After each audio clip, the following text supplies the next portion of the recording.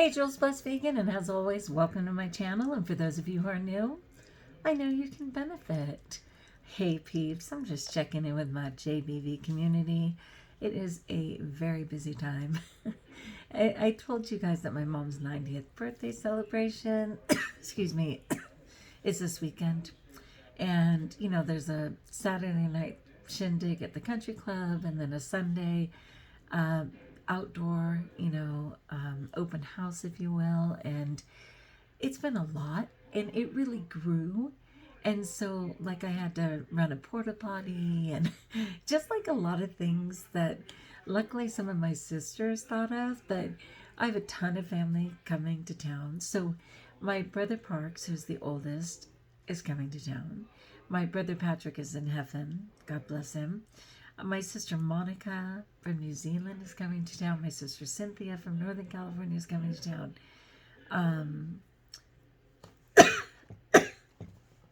As usual, something's getting me. My brother Richard, my sister Glynis, my sister Vanessa, myself, of course. So yeah, there'll be 8 of the 11 children hanging out with all of their people. A bunch of them are bringing kids, some of them are bringing grandkids. And of course, my mother is just thrilled. She loves to be surrounded by family, and she deserves to be. She's really a phenom. So anyway, we've just been really busy with that, and I've been trying to take a moment, to make sure that I'm caring for myself. And one of the things, I really do come from an addictive mind frame, and not everybody understands that. And when I got into the vegan community, and the raw vegan community in particular, there was just this philosophy that said everything you need you possess already.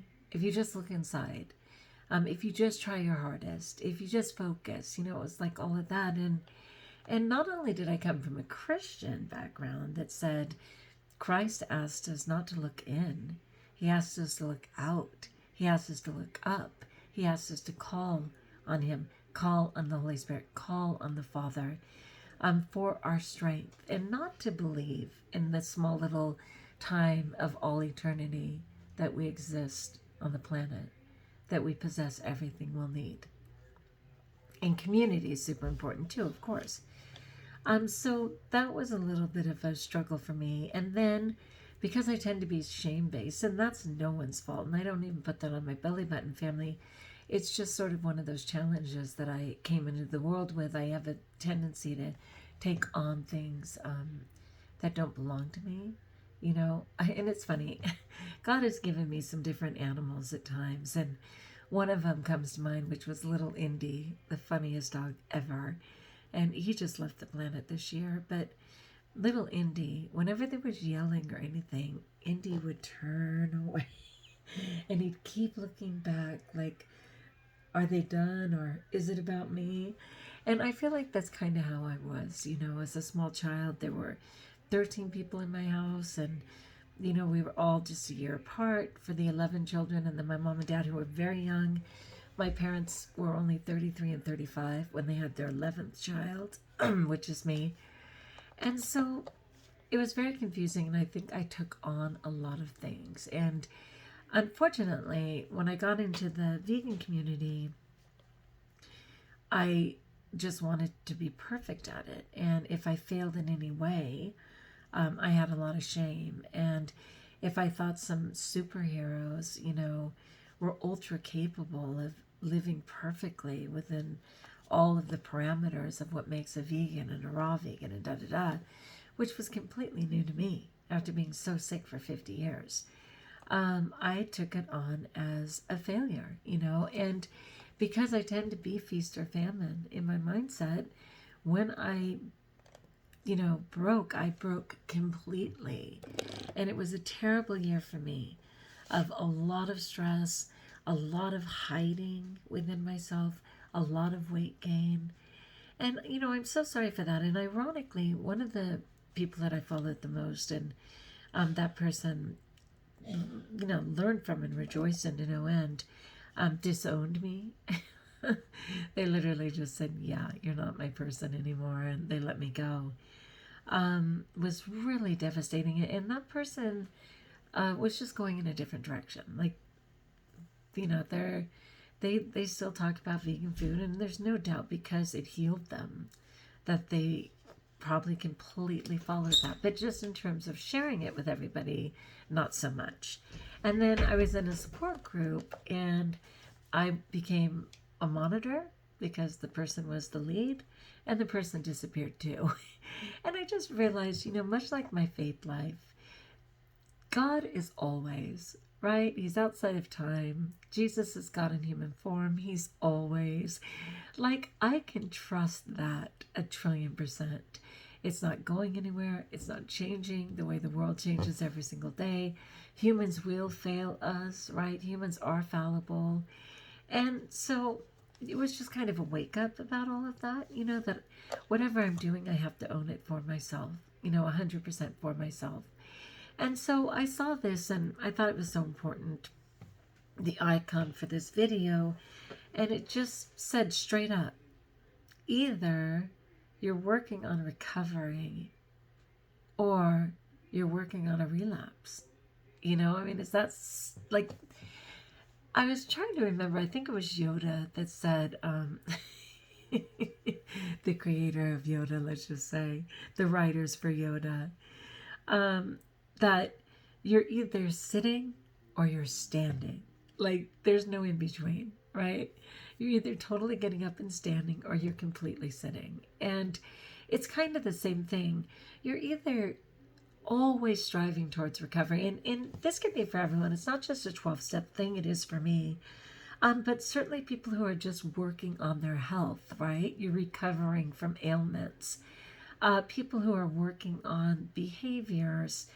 You're recovering from the way you used to respond to others. So recovery is vast, whatever that looks like. How are you trying to improve yourself? And you are either working towards that, or when you're not, you're in relapse, And so that's what happened to me. I had it going on, right? And I was doing all the things, and I had a lot of momentum towards that. And then a couple of things happened in my life, and I dropped a couple of my tools. And then I was kind of tripping through the rest of them. And then finally, this summer, we had people come visit, and our house was in disarray. And even though that was a very brief time, my ability to finish wasn't there. And I'm always able to perform in the moment for whoever, but the minute it's done, I'm left with me. And what am I willing to do, and what's my truth? And so I haven't been making my videos every single day.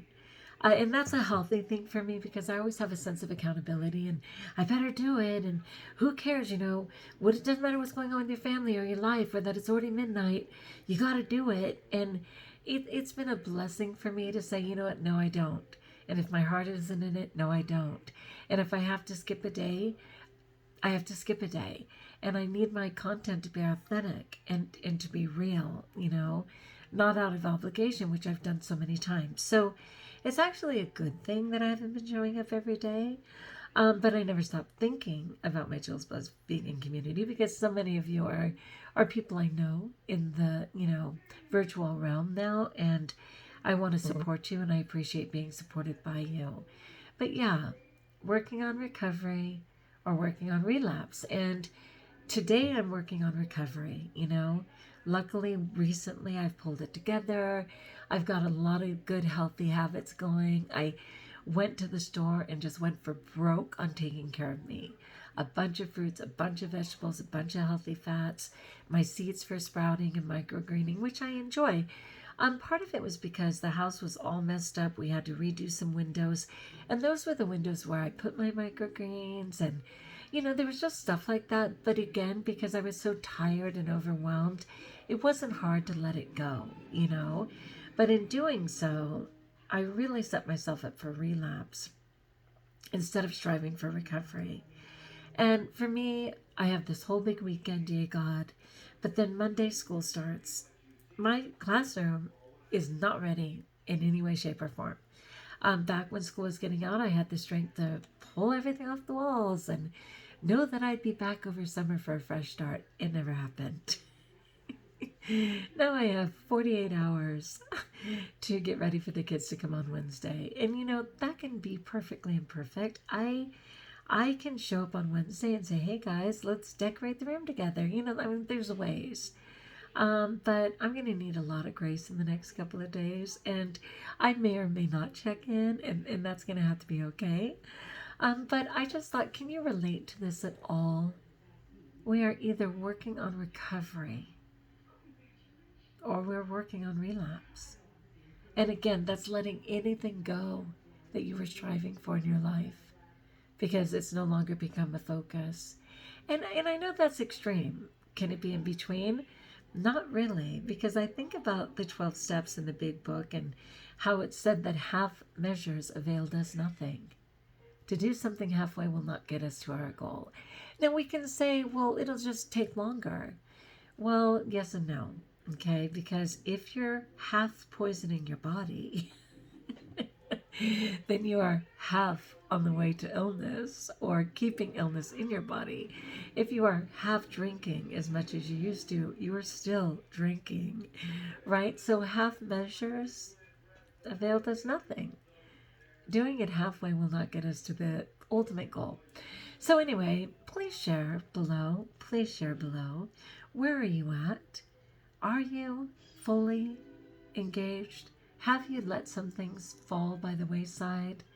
Are you hoping that half measures will be enough and realizing again and again that it's not? Whatever it is, this is a safe place to share, my friends. All right, like if you like, join us if you haven't subscribed. Let me know in the comments below how I may support you. Think of me over this weekend, people, and as I get ready for school, I will check in. And until we talk again, best of all, know that you're blessed.